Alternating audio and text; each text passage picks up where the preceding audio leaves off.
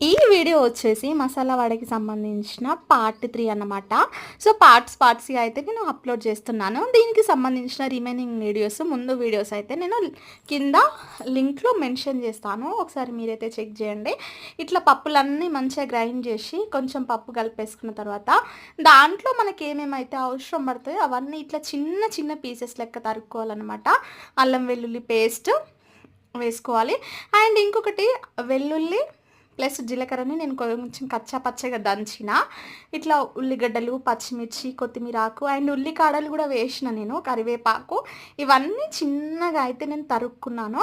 So, దీంట్లో అయితే మనం వాటర్ వేయొద్దండి. దీంట్లో పప్పు నానబెట్టిన వాటర్, ఉల్లిగడ్డల్లో వచ్చే వాటర్ తోటే సరిపోతుంది. ఇట్లా ముద్ద కలిపి ఒకసారి మనం చెక్ చేసుకోవాలి. సరిపోతుంది అని అనిపిస్తే ఓకే, లేదు అనిపిస్తే కొంచెం వాటర్ ఇట్లా స్ప్రింకిల్ చేసుకుంటే సరిపోతుంది.